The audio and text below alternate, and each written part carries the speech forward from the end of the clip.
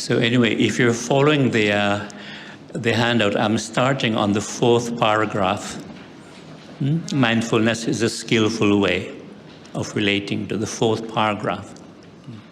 Okay, so first I'll just do a reading. The benefits of mindfulness. Mindfulness is a skillful way of relating to and connecting to life and daily experience. It is paying attention on purpose in the present moment and in a non-judgmental way. It is a way of being, and it takes practice. It is calm attention to what is happening from moment to moment without discrimination or criticism. It is the observing power of the mind that sees without the filter of desire or aversion, liking or disliking, or delusional reaction. It is therefore a wholesome way of seeing what is happening in the present moment. Mindful breathing or hand movements brings the mind home to the body. You begin to experience calmness, a sense of well-being and quiet joy. Breathing in, I know I'm breathing in. Breathing out, I know I'm breathing out. This helps our concentration and focus, and we begin to appreciate the fact of being alive instead of being distracted and confused by compulsive thinking. Now, this knowing that we speak about is intuitive knowing. It's not intellectual knowing. Because intellectual knowing is based on thinking and memory and information. But intuitive knowing is very different. For example, when we breathe in mindfully, we know we're breathing in, don't we? When we breathe out, we know we're breathing out. It's like when you're hungry or you're tired, you know you're hungry or tired, right? You don't have to think about it. And if you have to go to the washroom, you know you have to go. It's a natural intelligence. It's like if you're crossing the road, you look right, left, right, and you know when it's safe to cross, right? And if you're driving, you know when to stop, when to turn right, when to turn left. And if you're changing lanes, you know when it is safe to change lane. It's a natural intelligence. So this is why awareness, mindfulness, and knowing, they go together. It's a part of our Buddha nature. Mindful walking helps us to be in the present moment, and we can appreciate the beauty of the environment. Of course, it's nice to walk outside too and appreciate the nature. We can stop and smell the roses and experience the joy of just being alive. Mindful eating in silence is a peaceful activity, and we can appreciate the food much more. When we're eating and talking, what we're talking about becomes more important than the food. The food becomes a secondary thing. Mindful cleaning, cooking, and washing helps us to enjoy doing these activities instead of being in a hurry to finish them so that we can do other things. Present moment, wonderful moment. With mindfulness and calm focus, we can deal with our own suffering, our anxiety, fear, and worry, frustration, irritation, anger, resentment, sadness, and sorrow. You can embrace your mental, emotional upset and take care of it with compassion, kind acceptance, and patience. Mindful breathing can help us to stop thinking about the past with regret and guilt, and stop thinking about the future with anxiety, fear, and uncertainty. We're able to experience tranquility and stillness, which is most beneficial and precious in our busy and stressful lives. Mindfulness has the power to heal past traumas and conflicts because it's a state of non-duality, And so one is able to be objective and see things as they are without identifying with them and let them go. So soon I'll be speaking about this, about the nature of non-duality. Mindfulness also helps us not to react to unpleasant words and situations, and not to take things so personally. A great deal of our mental energy is caught up in habitual reactions. It is our reactions which make us burn out, which throws us off balance, and cause us suffering and discontent, dis-ease. Things get better in our lives when we react less and less. We can remain calm and patient, wise, strong, and secure. Then we can respond in a beneficial way and be helpful to others.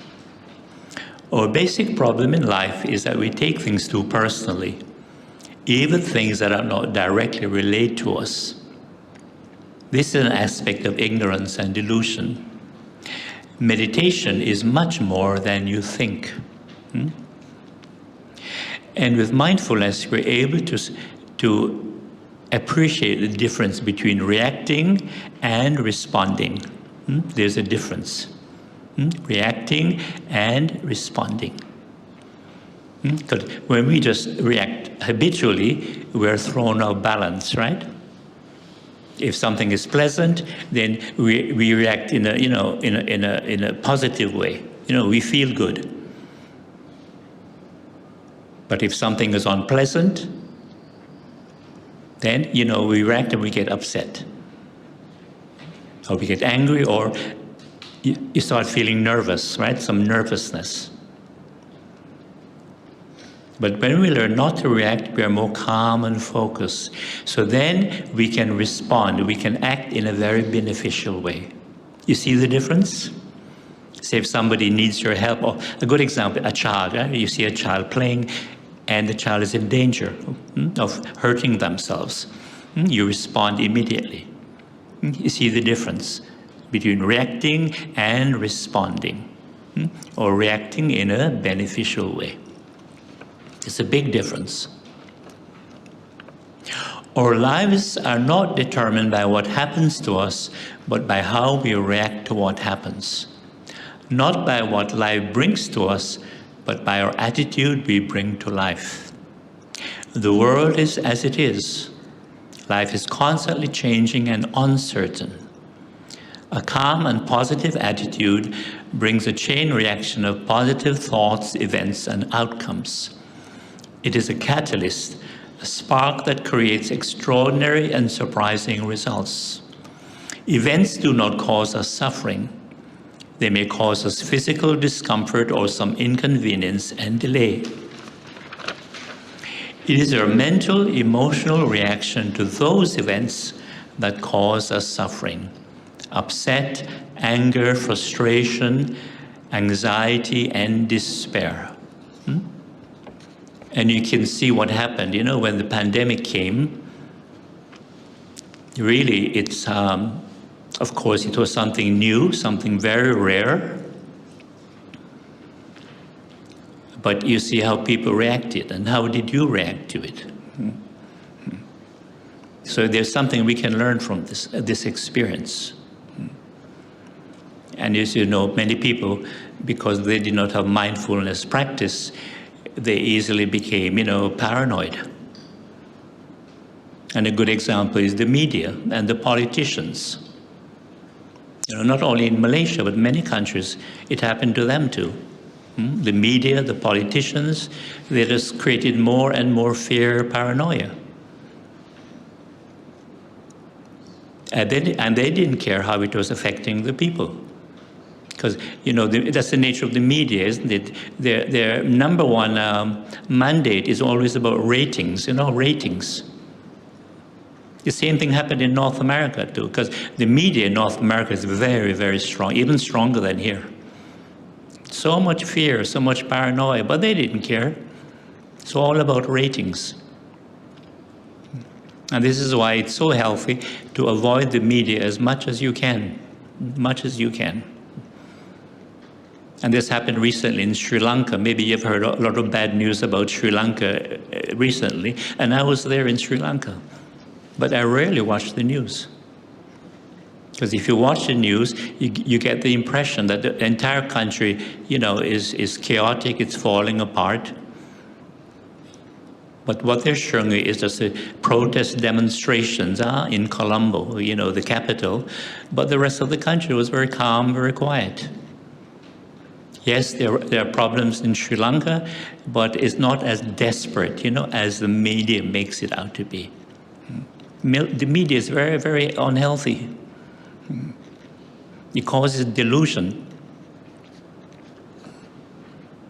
So in Sri Lanka, instead of watching the news, I would just look at the nature, and look at the birds, and I look at the monkeys. Lots of wild monkeys in Sri Lanka. And they have no idea, what is happening in the human world. And, with all the corrupt politicians, they have no idea, and of course they don't care. So watching monkeys was a very good practice.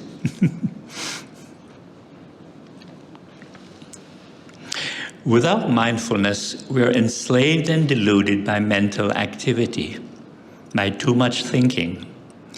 This is a source of dukkha, mental emotional disturbance. We believe that to follow our impulses and to satisfy our desires and expectations is freedom. This is an illusion. In fact, we're slaves to craving, clinging, frustration, fear, and despair. In mindfulness, one is not only restful, calm, and happy, but alert and awake.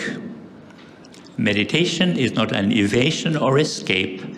It is clear and serene encounter with reality.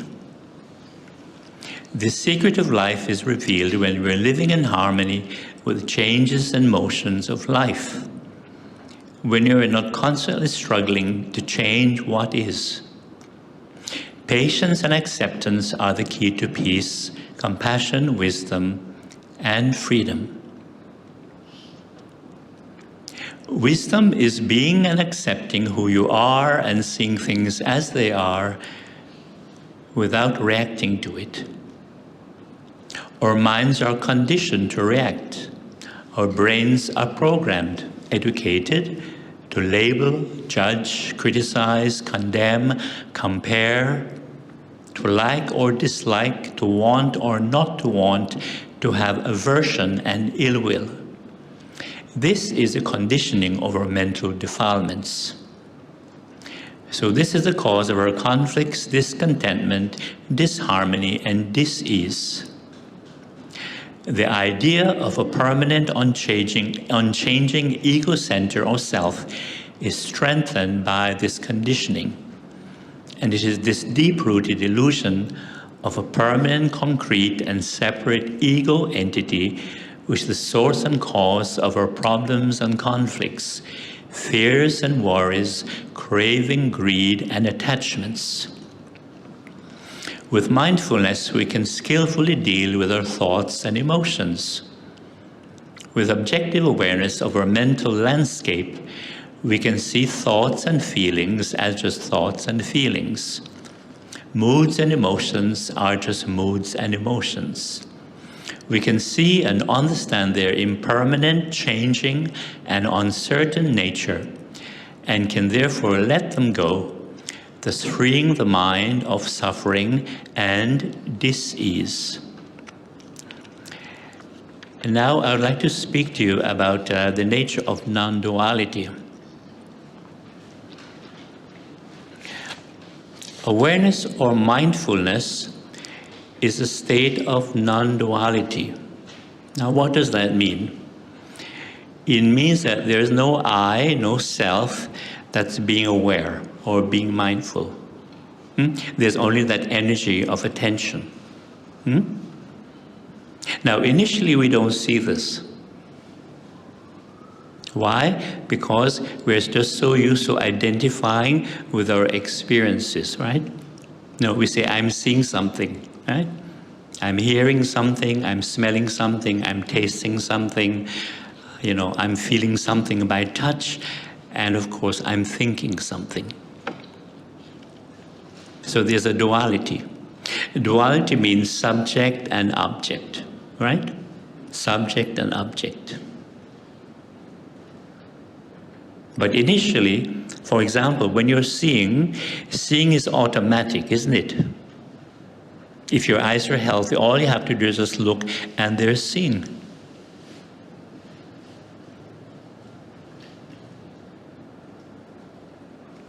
Likewise with hearing. As long as your ears are healthy, you just hear, right? You don't have to make an effort to hear the speaker. It just happens, isn't it? Just like smelling. Automatically you smell something. And a good example, you start to eat something and automatically there's tasting.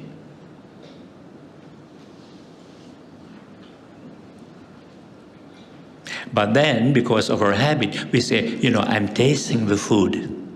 I like it or I don't like it.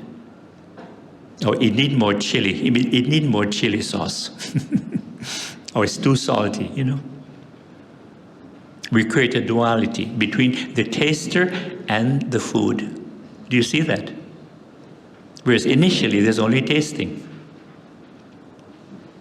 Okay, later on when you're having lunch, say to yourself, okay, I am going to eat this now, right? And I'm going to try not to taste the food. Try it at lunchtime. See what happens. Try not to taste the food. Whether you like it or not, tasting will arise, right? As long as you have taste buds on your tongue, tasting will arise, tasting consciousness.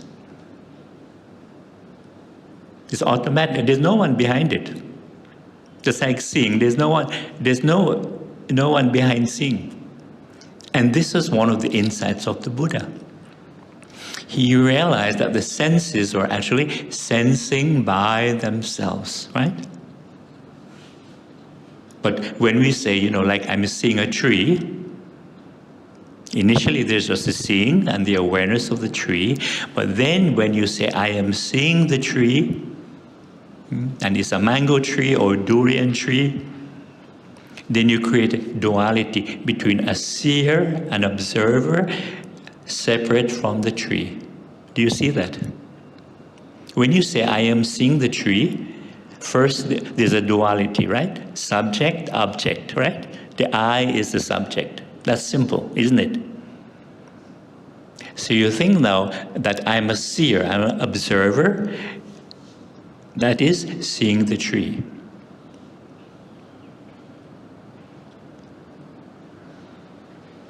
Now, when you're on a retreat, you can see this more easily because, on a retreat, you're very calm, you're very present, and you can see this. But I know initially it's not easy, but once you see it, it's so clear. Just like hearing. Hearing is automatic. But when you say, I'm hearing that sound, I like it or it's too noisy lah. It's disturbing. We create the duality between a hearer or a listener separate from the sound. Do you see that?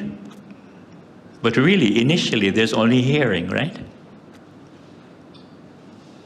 But when you say, I am hearing, and you react to the sound, then you create the idea that there's a hearer or a listener that is hearing the sound.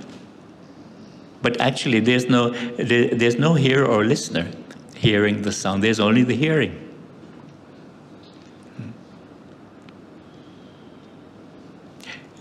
If you can't see this now, you'll see it later.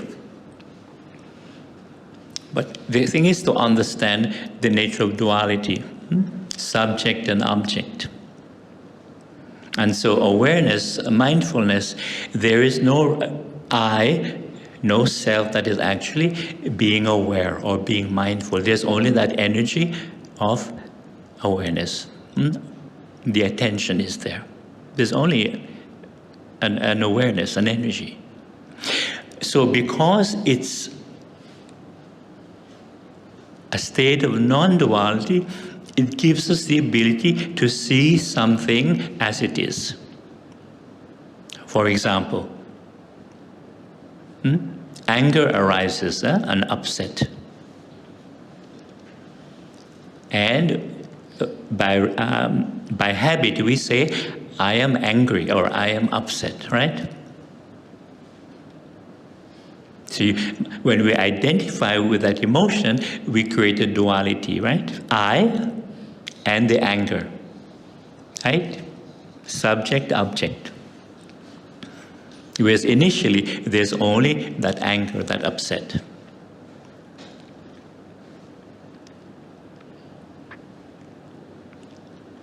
It's like happiness. A happy feeling arises, we say, I am happy. Seems perfectly natural. Unhappy feeling arises, we say, I am unhappy. Right? Or I'm upset, or I'm lonely, I'm bored, I'm afraid, and so on. So when we identify with an emotion, we hold on to it as something personal. My anger, my upset, my fear, my frustration, even desire, my desire. We hold on to it. And that's one of the causes of dukkha. Because the Buddha is saying that as human beings, we have the unfortunate habit of identifying with things that are impermanent, including the body. This is me, this is my body. But whatever we identify with, as mine, whether it's physical, mental, or emotional, it's impermanent. It's subject to change. And that's one of the causes of dukkha, because we're holding on to something which is subject to change, which includes the body and other people also. And of course, material things, and of course, our mental states and our emotions. So this is why in Dhamma practice, we learn how to objectify these states.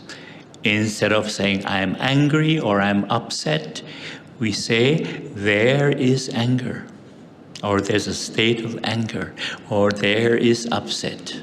You see the difference? There's a big difference in saying, I am angry or I'm upset, and there is anger, there is upset. Big difference. You're able to see it as it is.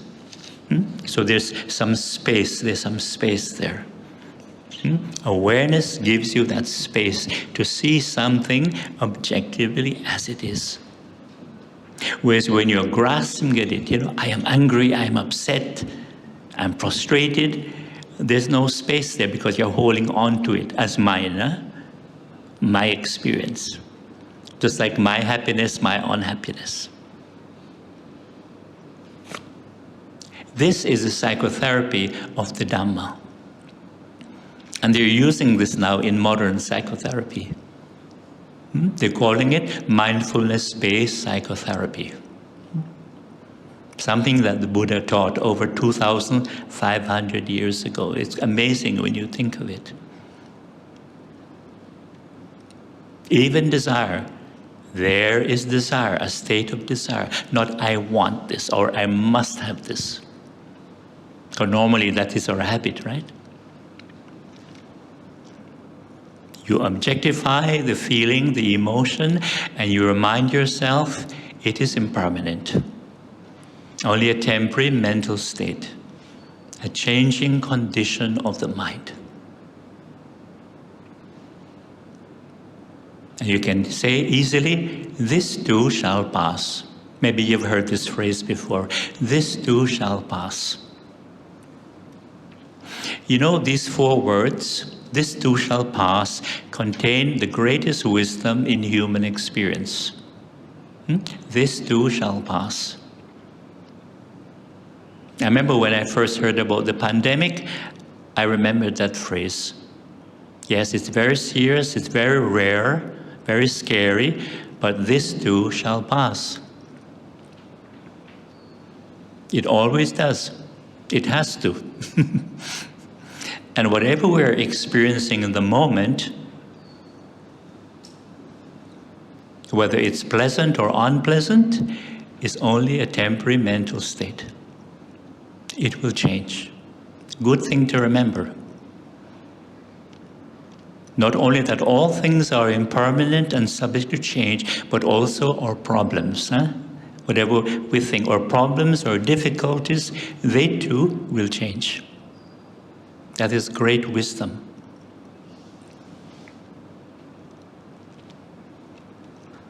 And also what is interesting, when we identify with, say, happiness, I am happy.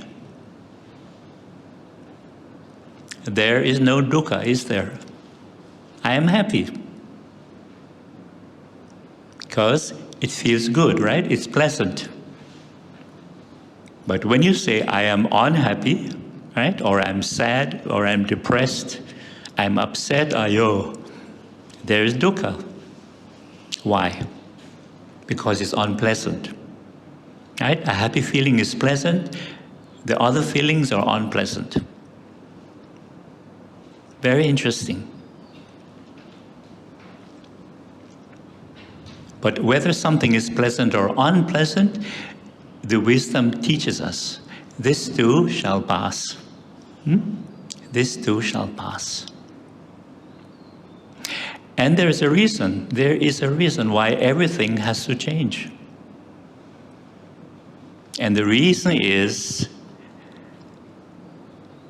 our human existence, or human incarnation. We have physical phenomena and mental phenomena. Maybe you've heard this teaching before. It's called Rupa and Nama in Pali. Rupa and Nama, physical and mental. And that's what we really are, a process of body and mind. And we're alive because we're a process, right? Very complex, but that's why we're alive. If we were not a process, we wouldn't be alive. But the interesting thing is that we keep overlooking this fact, this basic fact. Why? Because we're social creatures, and we use language, right? We use names and we use language. I, you, he, she, Mr. Go, Miss Tan, and so on. So we tend to see each other as personalities, right? Selves, egos. And on the social level, yes, we're personalities, we're egos. And some egos are bigger than some, right? But at a deeper level, we are this process of body and mind, Rupa and Nama. And this is one of the practices in the forest tradition. You can see Rupa and Nama very clearly. Because, you're calm, you're very present. It's a very powerful teaching, and yet it's so basic. Rupa and Nama, the process. And because we're a process, everything changes, right? Whatever we experience, it changes. And of course, we have to keep recharging this process, don't we? Right? Like a rechargeable battery.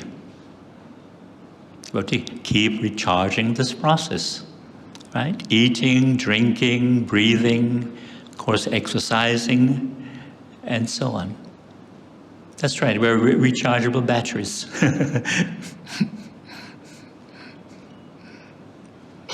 Rupa and Nama, Nama, Rupa, Rupa, Nama. So in truth, we're all Rupa Namas, right? We're all Rupa Namas. Everyone. And whether you're rich or poor, whether you're a man or a woman, whether you're Prime Minister, President, the Queen of England, it's all Rupa Nama, Nama Rupa. You see that? And because we're all the same process, we're all subject to sickness, aging, and death. As you know, the Queen of England, right? She's been a queen for what, 70 years, so long. But eventually, she had to pass away. It's a very powerful teaching.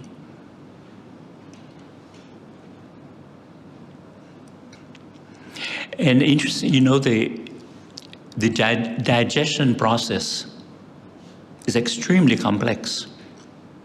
But fortunately, we don't have to worry about it, right? We just eat, makan, and we go about our business because the body has the intelligence to take care of this complexity. Very complex. And I only learned about it because many years ago when I was in college, university, I took a half-year course in biochemistry. And that's what we learned, the digestion process. And only then I began to realize how complex the digestion process is. You know, so many enzymes and acids are at work to break the food down. Very complex, so the food can absorb the nutrition, right? And then expel the rest. So unless you have a serious digestion problem, we don't think about it. The body has that intelligence. But if you have a very serious digestion problem, then you have to take care of it. I once met somebody working in India for a long time, and she had a serious digestion problem. And she had to go on a long fast, like 1 month. Can you imagine 1 month? Just to give the body a complete rest. So this process could come back to normal. So this is a very powerful teaching of realizing body and mind. For example, just breathing, just the sensation of the breath when you're mindful, that is the body, right? The physical process, physical phenomena. And the awareness of the breathing and the sensation is the mind. You see body and you see mind. Physical and mental. Nama, rupa. As I said, when you're on a retreat, you can see this more easily. And the hand movements we did, it's even easier to see this than the breath. You know, the hands moving and touching, that is the body, the physical, and the awareness of the hands moving and touching, that is the mind, right? You see rupa and nama very clearly. Just like walking, you can see it clearly in walking too, right? The feet moving and touching is the physical, and the awareness of the feet moving and touching is the mind. It's only body and mind. Even washing your dish, you can see it. You see physical and mental when you're washing. Likewise with eating. If you're eating mindfully, hopefully at lunch, you eat mindfully. The tasting, the chewing, the swallowing, that is the physical. And the awareness of the chewing, tasting, and swallowing is the mind. So when you're mindful, you can see rupa and nama very clearly. Body and mind process. Very powerful teaching. And yet it is so, it is so direct. It's a very basic, direct teaching, but very powerful teaching. And interestingly, normally when there's a death, we usually say somebody dies, somebody passes away, don't we? Well, that is the social convention, social language. Somebody dies, somebody passes away. But there's a deeper truth. Is this rupa nama, the nama rupa, the process simply shuts down. You understand? It simply stops working. And at a deeper level, you have the 5 aggregates, right? You know the 5 aggregates, some of you? The 5 factors that create experience. Maybe later I'll speak about this. There are 5 things that create our normal experience. But on that deeper level of the 5 factors, these 5 factors simply stop working. Very powerful teaching.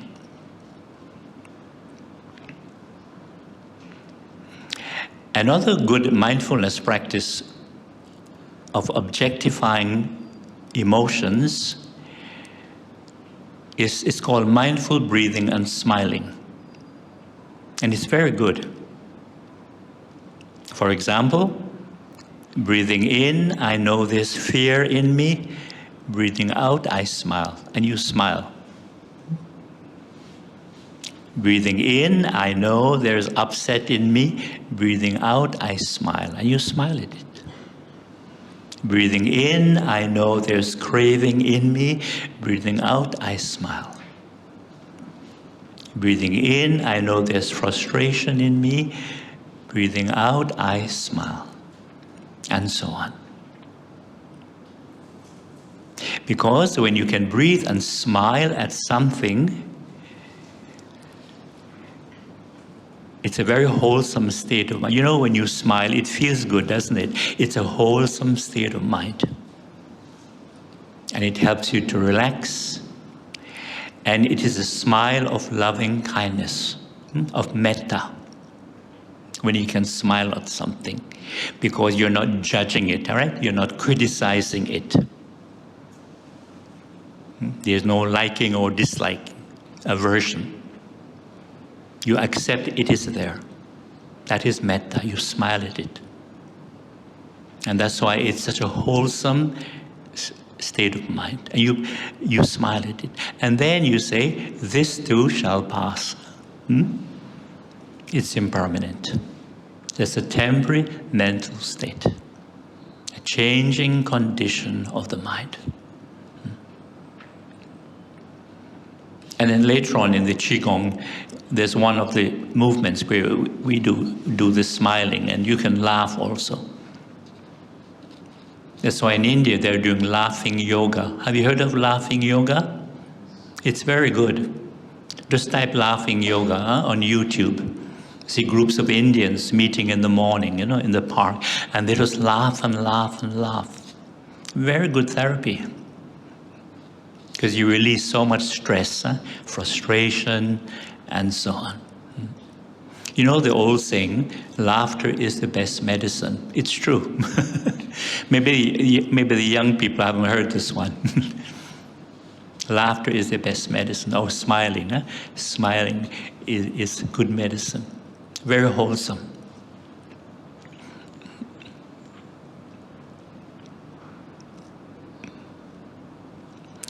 Now, as we said, mindfulness also helps us not to react so readily, because we're so conditioned to react from childhood. We're always reacting.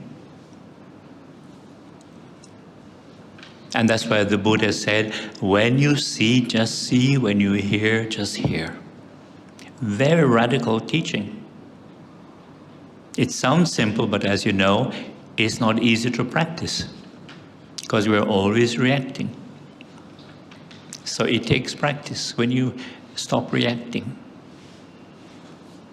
And when you learn how to not to react so easily, you begin to see the benefits of it and the freedom of it.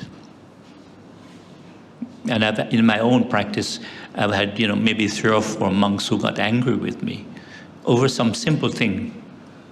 But they were not practicing in a beneficial way, and they just got angry. And I found it a good opportunity to do this practice, not reacting. Just breathe and smile. And when you don't react to somebody's anger, you act like a mirror, You act like a mirror that reflects their anger. Can you see that? Because you're not reacting, that person realizes their behavior, that they're suffering. Because you're not reacting, so you're reflecting their behavior, right? Especially with family. Try that with your family next time. You know, when they're upset or wanting to just keep calm and smile at them. You see the difference.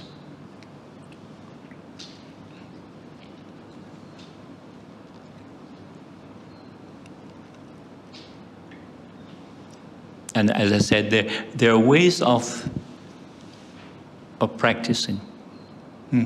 Like the one I just showed. Just breathe, focus on the hands, breathe and focus, and just smile to yourself and don't react to that person.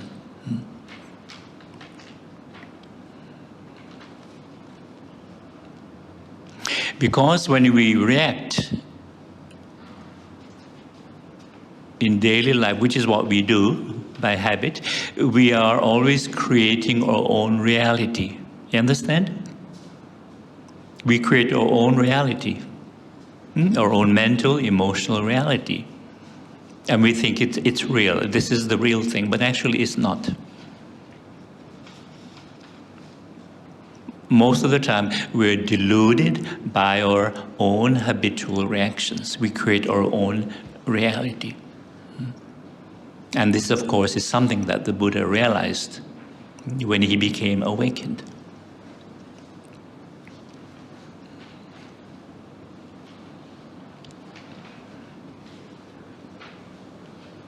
And there is something called delusion on a mass scale. A good example is when people are watching, spectator sports, right? Where hundreds, thousands of people are watching a game, say football or soccer. And normally, you're supporting one team, right? And you want that team to win. Or if two people are playing, say, badminton, right? You want one player to win. And of course, if Malaysia is playing Indonesia, of course, you want the Indonesian player to win. I watched some of those matches between Malaysia and Indonesia, and the crowd is going crazy. Right? They're so passionate, right? You always want your team to win. And if your team is winning, my goodness, you're so happy, right? But if your team is losing, what happens, right? You're so upset. You're so, suffering, and you think this is so important. And we forget that it's a game. Yeah, we forget it's a bloody game. People kicking a ball from left to right, or people hitting, a shuttlecock over and it. We forget. And in World Cup soccer, when people are betting now thousands and even millions of dollars, can you imagine in World Cup soccer? It's no longer a game, right? But it's delusion. Very strong delusion. Just like when you keep watching the news.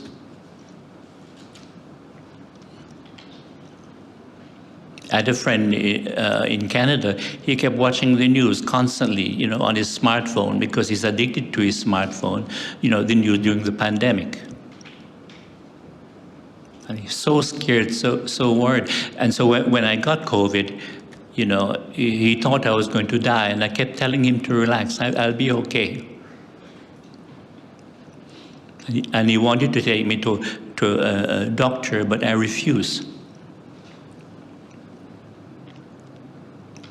Because I was having fever and chills, and I was having this thing called brain fog. I don't know if you ever heard of it, brain fog. Some people got it and some people didn't. But this brain fog is very unusual, because I didn't know I had a fever and chills. He only told me later because he came to visit me, trying to get me to a doctor. And I kept refusing, and I say, don't worry, I'll be okay. But he was too scared because he's always watching the news. But it is unusual because normally when, say, you have a fever or a headache, you know you have a fever or a headache, right? But when you have brain fog, you don't know anything. And I didn't even remember him coming to see me and trying to get me to the hospital. Very amazing. Then he came back the following day. I told him the same thing. I don't want to go to hospital. I'll be okay. Don't worry. But he's so scared, I'm going to die now. He got 2 people to speak to me on WhatsApp. Of course, I don't remember. They're only telling me this later. And apparently I said to those people on WhatsApp and my friend who was visiting, I said to them, everyone should just keep calm. Everyone should just keep calm. Now, I don't remember saying that, but it's something I would have said anyway. It was coming from my subconscious. But he was so worried, and he's so frustrated because I refused to go see a doctor. In desperation, he called emergency number. And in North America, it's 911. So the next day now, when I'm feeling more conscious, the brain fog had lifted. To my surprise, 2 paramedics showed up. You know paramedics, right? They came in the ambulance. Because my friend had called emergency. But by then I was recovering, because the fever and the chills that was causing the brain fog, it had lifted, it had gone. That was very interesting, but I kept calm through the whole thing.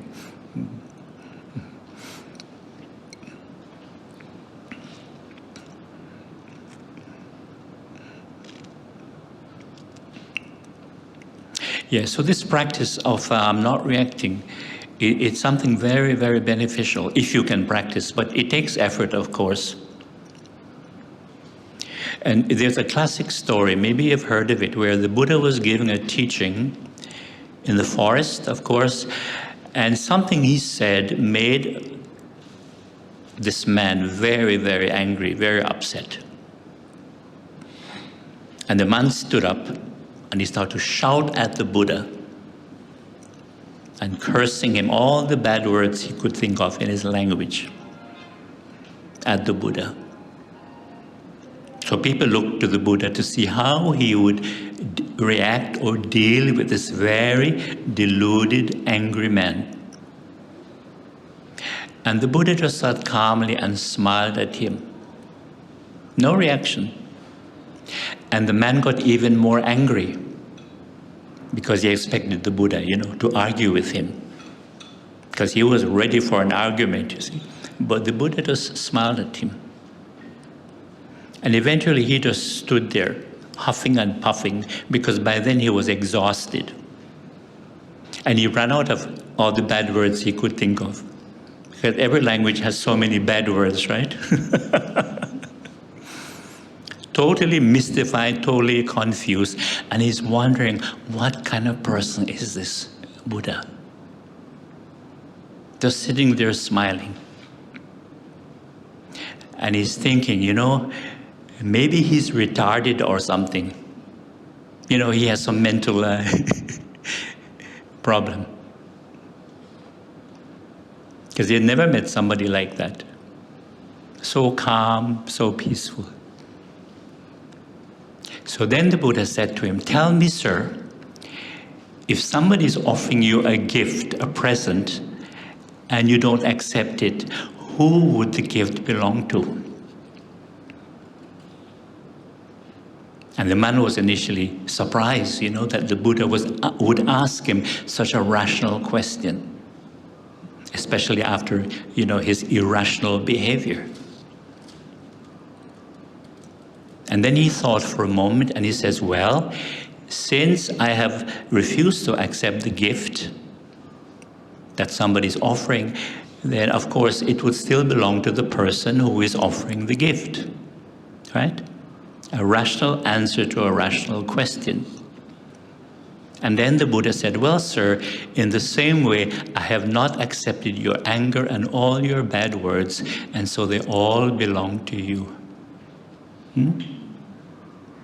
I have not accepted your anger and all your curse words, and they all belong to you. What an amazing answer. And because it was such an amazing answer, the man suddenly had an awakening. He became aware of his own mental state, and he realized all along the problem was not the Buddha, but his own mind.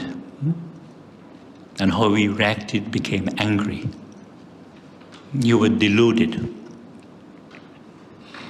And of course, there was some ego, some ego pride there, the arrogance. It's a wonderful story, very wonderful.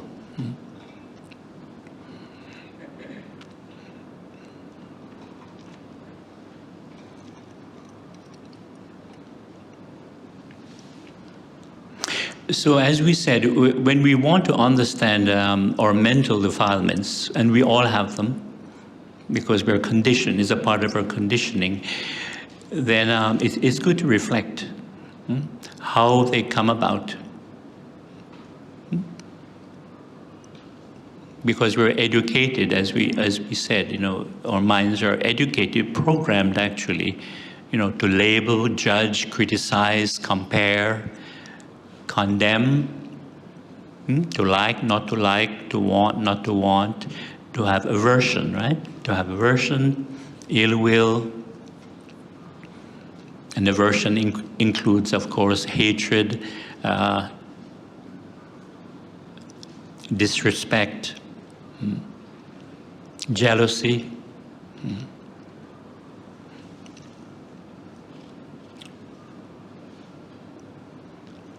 The interesting thing about envy and jealousy, there's a difference, but they're related. Envy is wanting something that somebody has, right? So it's a form of craving, right? Desire, wanting. And jealousy is resenting that person, hating that person to have something that you would like to have, right? So in other words, jealousy is envy plus hate or resentment. Very interesting. And it's a part of our conditioning. And in some people it's stronger than in some.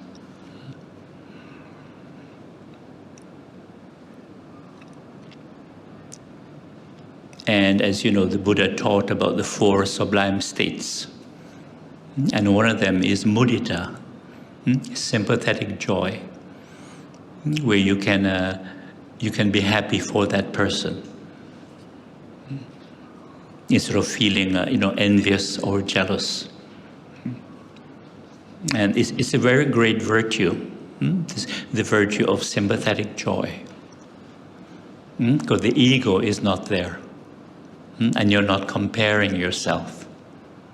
So there's no envy, no jealousy, no conflict. So if somebody has a new house, new car, or they won the lottery, which is more dramatic, you can be happy for them. It's a great virtue.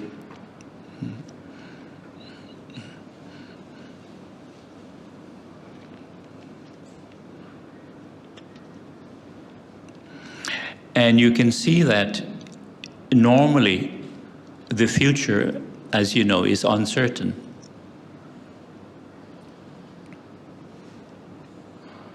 And this is why the more we obsess about the future, we naturally experience more fear, more anxiety, right? More frustration.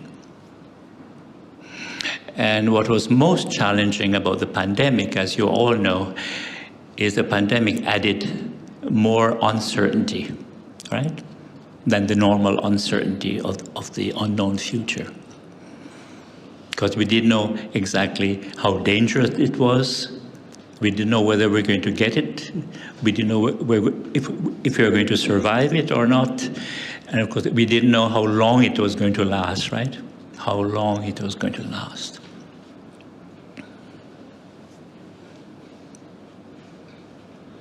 So really, I would like to congratulate all of you that you're able to manage. Because in situations like that, you really have to practice not only patience, mindfulness, but what we call patient endurance. Patient endurance. It's a very challenging practice, but if you can do it, it's worth it. Patient endurance and acceptance, right? Because a pandemic is totally out of our control, right? As you know. Because normally you think you're in control, right? You can do what you like, etc. Especially if you're energetic, you're healthy. And suddenly, you have no control. And of course, if the government is paranoid, of course, they behave in a very crazy way. Even that you have to accept. And some countries, the governments were more sensible, less paranoid. Even Canada, they're still paranoid in Canada. Although it's modern, developed country, but the politicians, obviously no mindfulness, right? They're still paranoid, although the rest of the countries now are relaxing. The Canadian government is still paranoid. And the politicians in Australia, they were the worst. Even UK also, terrible. But at least in the UK, there's the freedom to criticize them in public, on radio, but not in other countries.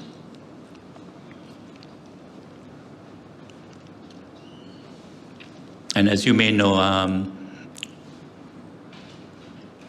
the state of Victoria, Melbourne, the government there, the state government, they're the most paranoid, and they had the longest lockdown period. Although their infection rate was, fairly low compared to other places. Total paranoia. And the interesting thing, of course, is their main concern was not the people. It's about their own political image and their political career. That was the number one agenda. But that's the nature of human ignorance, delusion. And then you have somebody like President of the United States, Donald Trump. Total immaturity. He didn't take it seriously at all. He pretended like it didn't matter. And the president of Brazil was just like him. Their main concern through the whole pandemic was their popularity. Can you imagine? They're supposed to be leading and guiding the country, but their main concern was their own popularity. Show you how immature they were. And for the Americans now, or the sensible ones, it's a big embarrassment that they had a president like that. But it's a part of human nature. Ignorance, delusion.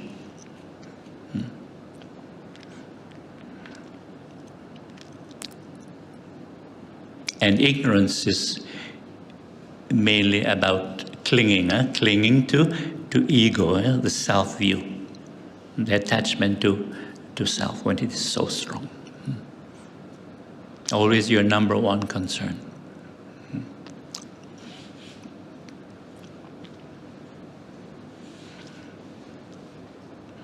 But it's a strong conditioning in the mind, very strong, the nature of self.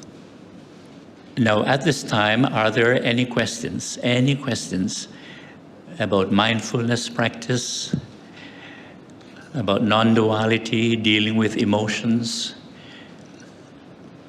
You spoke about non-duality, but nature itself has this duality in terms of like hot and cold, that kind of thing.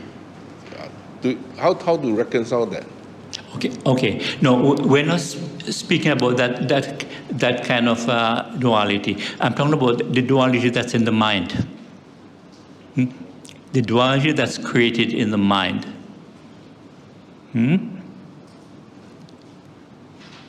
When we aware of something, there's no I being aware or being mindful. There's only that energy of attention. No, as I said, initially we don't see that, but when you start to practice, you begin to see it. And when you're on a retreat, it's easier because then you're more calm, right? You're more present. And you're not holding on to your smartphone. The smartphone is a big distraction. It's really unfortunate, but the smartphone is actually making people more anxious. Have you noticed that? Yes, it's fast, it's convenient, you can do magic with this thing, but it's making human beings more anxious and more impatient. Because when you're anxious, you're not patient, right? You want instant things, so fast, fast, fast. And believe me, patience is a great virtue, but we don't value patience anymore, right? We don't see it as a virtue. Now, as soon as possible. This is why patience, and especially regarding the pandemic, patient endurance, acceptance was a great practice. Challenging, yes, but it's one of the, how would you say, it's one of the most virtuous practice when you can practice that. And it's something I had to do when I was in Sri Lanka. 10 months, my main practice was patient endurance and acceptance. Because previously I had wonderful experiences in Sri Lanka, but this time when I went there, I realized, bad idea. I should not have gone back to Sri Lanka at this stage in my life. I'm more sensitive to the humid heat and the limited food choices. And it's something you'll never experience in Malaysia, right? Because the variety of food here is so wonderful. But I'm sure you all take it for granted. I don't take it for granted. Because 10 months, my main food every day was Sri Lankan rice and curry. I had no choice. Unless I cook myself, but cooking myself was too much trouble. Can you imagine, even your favorite dish, can you imagine if you eat your favorite dish every day, even twice a day, what happens after a few days, right? You want something else. But I had to eat Sri Lankan rice and curry for 10 months. And I had to deal with the heat. And things are not so modern there. I had a fan, I had AC, air con sometimes, but then we had power cuts. And sometimes power cuts were really long. 1 hour is not so bad, or even 2 hours, you can manage, but sometimes it was like 5, 6 hours, no power.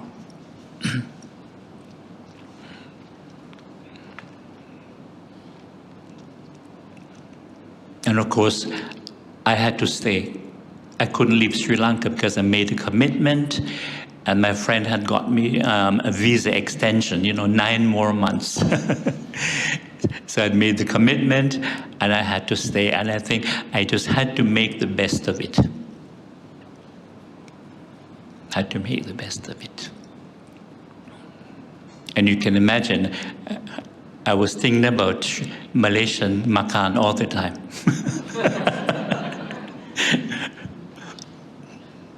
Because, the variety here is so amazing.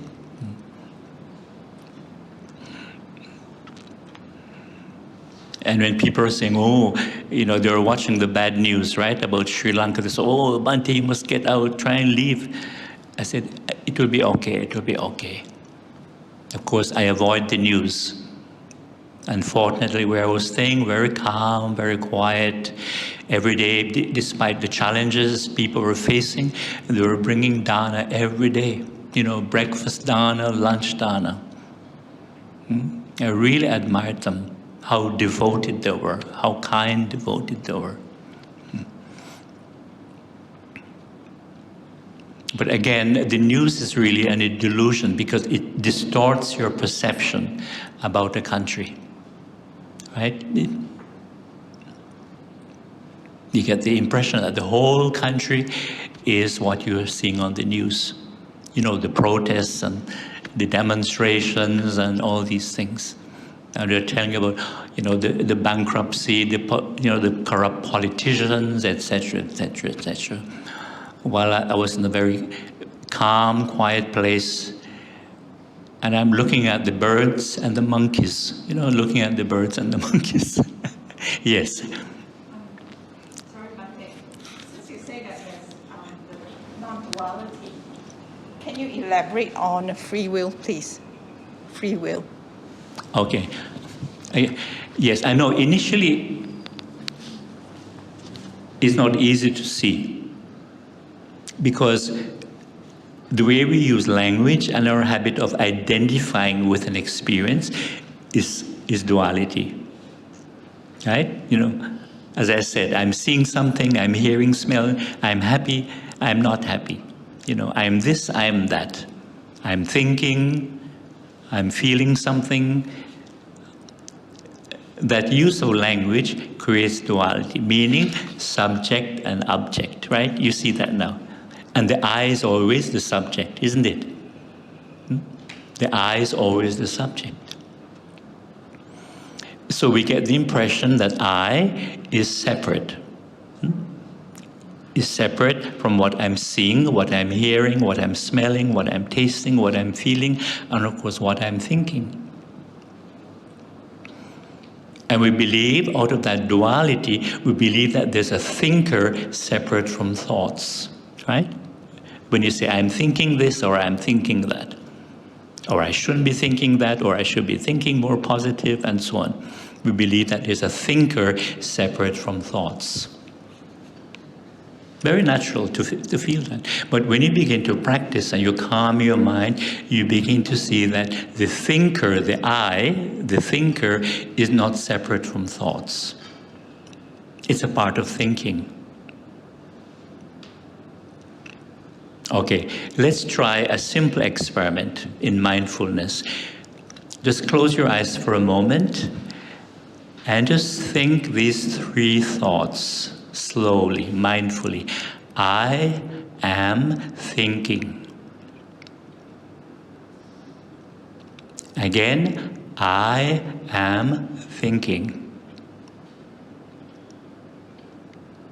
One more time, I am thinking. I am thinking. You see that the I is a thought. The I is thought. Am is a thought. Thinking is a thought. So I am thinking. There are three thoughts there. Do you see that? In other words, the I, as a thinker, is not separate from thoughts. It's just thinking. When you say, I am thinking, it's just thinking. Can you see that? Yeah. It's profound, but once you see it, it's so clear. Don't worry, you'll get it. You'll become enlightened one day. Slowly, slowly, no hurry. Slowly, slowly. Patience, patience. Great virtue. Yes. Is it okay to say that a non-duality is like a camera capturing an image, and a duality is like a microscope going into the details? An image is just an image. Yes. A camera will capture it, Yes. just an image. So that's non-duality. A duality is whereby you go into the details and you start to analyze it. So it's like a microscope going into the details. Yeah, you can say that, yes. But you can see that what is causing the duality, the subject, the object, is when we say, I am seeing something. You see that? Whereas initially there's only seeing, right? There's only seeing, only hearing, only tasting. You see? Not into the details. That's right. Just a capture and That's right. So it's a part of our conditioning, which is created by language. And again, this is one of the insights of the Buddha. He realized that there's no one behind it. There's actually no one actually who is seeing, hearing, smelling, tasting, touching, and thinking. As you said, the senses are actually sensing by themselves. But again, if you're on a retreat, you can see this more easily, right? Because you're very calm, very present, and you're not holding your smartphone, waiting to check your messages, right? You see this very clearly. There's only seeing here, and there's only eating, only smelling, only tasting, only hearing. And that's the profound message in the Heart Sutra, the Heart Sutra. Very profound teaching. How the 5 aggregates are empty. Maybe after lunch we'll speak about the 5 aggregates. It's very profound, but it's a wonderful teaching about these 5 things that are creating our experience here. Because normally we're not aware of them, but they're always there. They're always working, but we're not aware of them. And consciousness is one of the factors, consciousness. We speak about this after lunch. Because a lot of people believe that consciousness is permanent. And that when we die, consciousness by magic will take rebirth, right? Many people believe that. But that's not correct, because consciousness is not permanent. It's always changing, right? It's a part of the process that we are, mental, physical process. Part of the process. Yes, sir. Hi, sir. I'd like to know more about, learn more about Rupa and Nama. May I know how do you spell it so I can search for more information Yes. on this? Yeah. How do you spell it? Next weekend I'll be, I know next weekend it's a stay-in retreat, I think, but I'm not sure how many people will attend, but I'll be speaking about the Rupa and the Nama.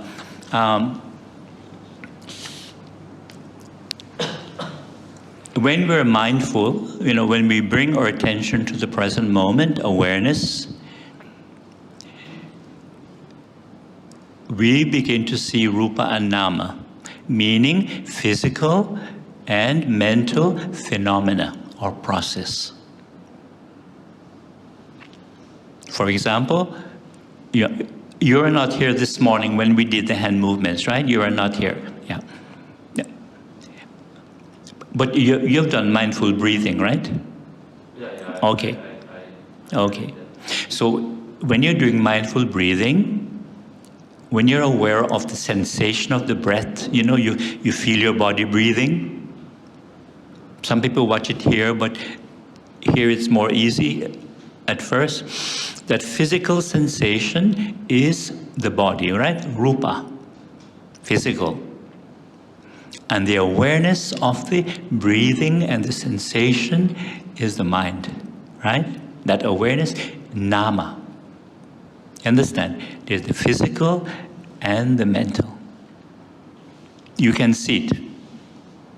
So the next time you do mindful breathing, you can reflect on it. When your mind has calmed down, you can see the physical, the sensation, and the awareness of that, which is the mind. You see Rupa and Nama. That is the reality of who we are at a deeper level. But on the social level, I'm Mr. Go or Mr. Tan or Miss Tan and so on, or Bhante Kovida, but all that is social level. But there's a deeper reality of body and mind. Process. And as we said, we are this very complex process. And if we were not a process, we wouldn't be alive. Extremely complex. And I was saying to that, even the digestion process, when we eat, is very, very complex. But fortunately, we don't have to worry about it unless you're having a serious digestion problem. Because the body has that intelligence to take care of all that complexity. But you can see it in other practices, sometimes initially more easily. Like when you're walking, right? Mindful walking, the feet moving and stepping, that's the body, rupa. And the awareness of the feet moving and stepping is the mind, nama. You see, rupa and nama. Yeah, when you do something physical, it's easier to see initially. As I said, if you're just washing the dish, right, you see the physical sensation of washing, and the awareness of the washing is the mind. So you see rupa and nama. Rupa and nama. And if you happen to be washing something by hand, same thing. And eating, if you're eating lunch, eating mindfully in silence, you can see it. The tasting, chewing, and swallowing of the food is rupa, the body, the process of the body, and the awareness of the tasting, chewing, and swallowing is mind. You see rupa and nama.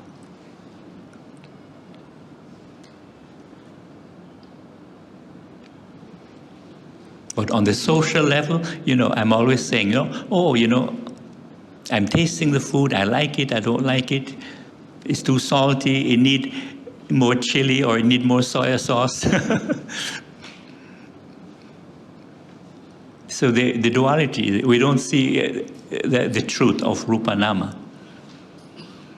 But it's very profound, and yet it's so basic, it's such a basic teaching. And as we said, we usually say, when there's a death, we say somebody dies, somebody passes away. But that is the social convention, social language. But the deeper reality is the process of body and mind simply shuts down. It just stops working. Very, very, very wonderful teaching. Very, very profound, but it's wonderful when you understand. But of course, it takes reflection. It takes mindfulness. And you see the reality of it. And you go even deeper than the 5 factors, the 5 aggregates. You have the 32 parts of the body. You go a bit deeper, you have the elements. Next week, I'll be speaking about the elements. Maybe tomorrow, if I have time, we'll go about the elements. It's a wonderful reflection. Because normally when we hear that we're composed of elements, earth, water, heat, air, space, and consciousness, is just an idea, a concept. But when you go through the body, certain parts of the body, and see which elements are involved, then the truth of the elements becomes very clear. And you realize we exist, we're alive because of these elements. That's right.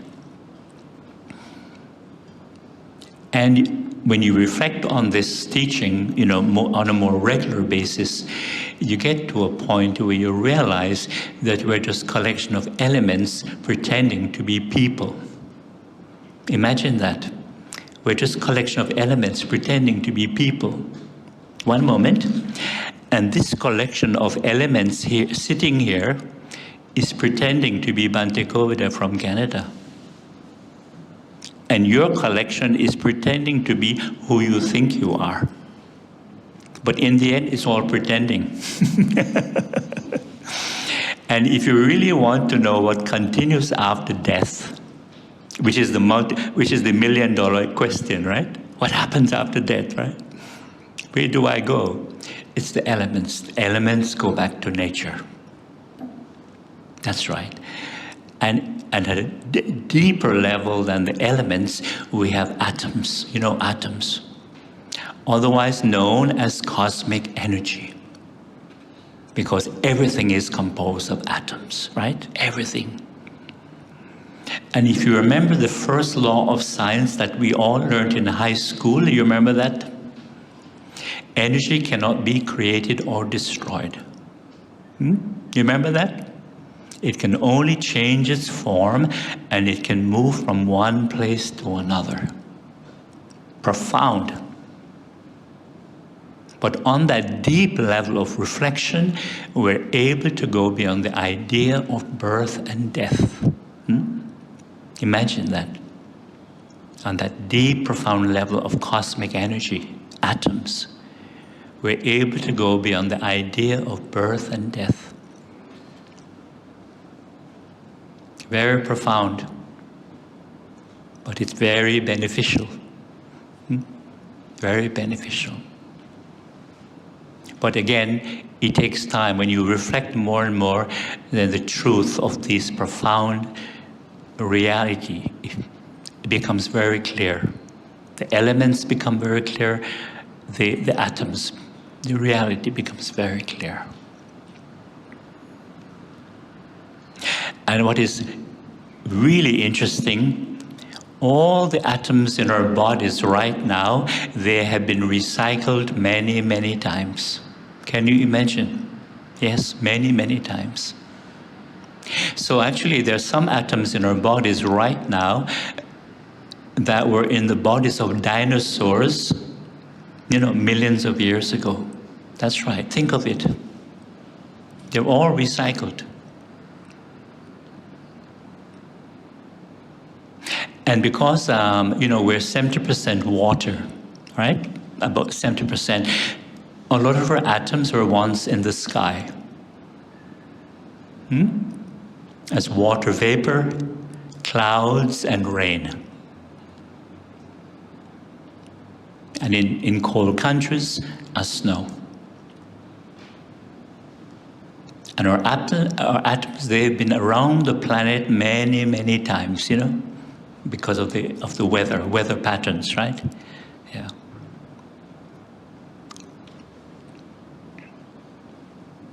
It's a very scientific teaching because it's based on fact. It's based on facts, not just beliefs, ideas, concepts. Yeah. Just a minute. You had a question, right? Bhante, I just want to kind of reflect on what your answer pertaining to free will. Can I deduce that there's no free will, it's just a process? There's no? There's no free will, as in it's a process or a kind of reaction? I know many people speak about free will, but I don't speak about this free will because I think it's just an idea. It's just an idea. So it doesn't exist. It's just a process, as in what we have as free will. In a way, it's like a process, Well, you're free to think, right? Yes. If you're hungry and you can afford it, you're free to buy food, right?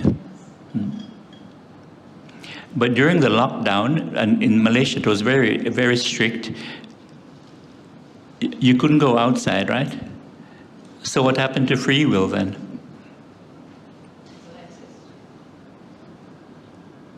It's just an idea. Don't take it seriously. I know many people like to talk about, philosophize about free will, but it's not important. It's not important. Yeah. Yes. Referring back to what you mentioned just now about the energy in our body, atoms, it recycling since like dinosaur time and to now, does it mean now as the body is formed or is from the conception period? I'm a bit confused, I'm so sorry. Yeah. Don't worry, it's perfectly natural to feel confused. Thank you.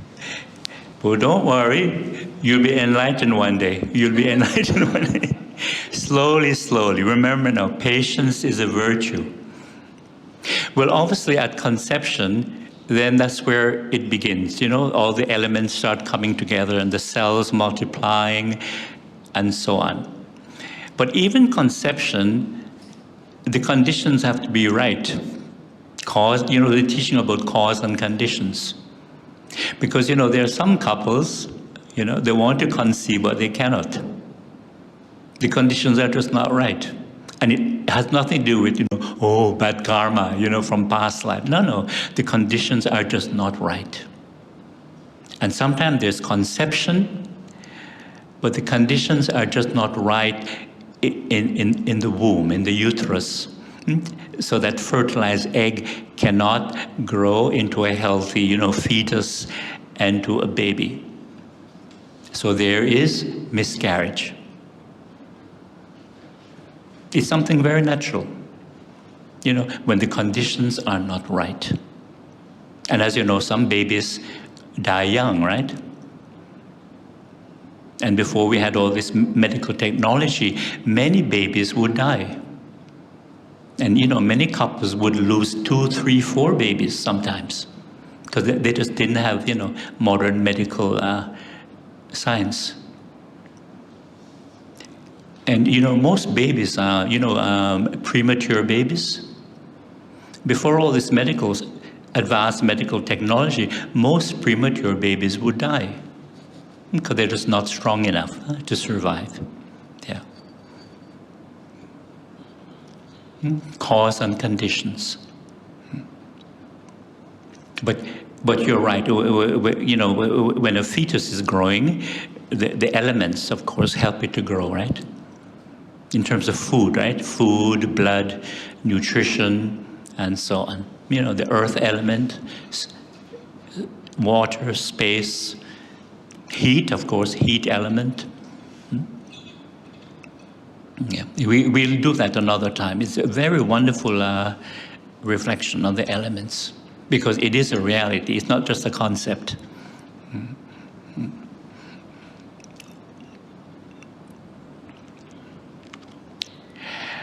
Okay, at 11:30, I think it's time for mindful eating, right? Mindful eating.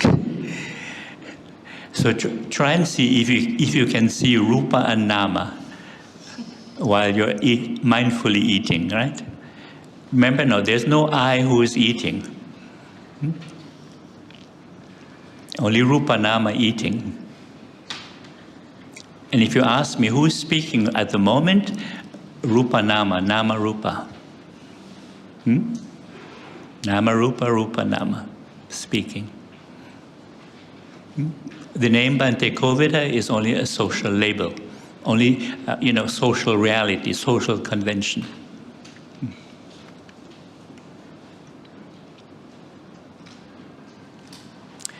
Okay, so we meet at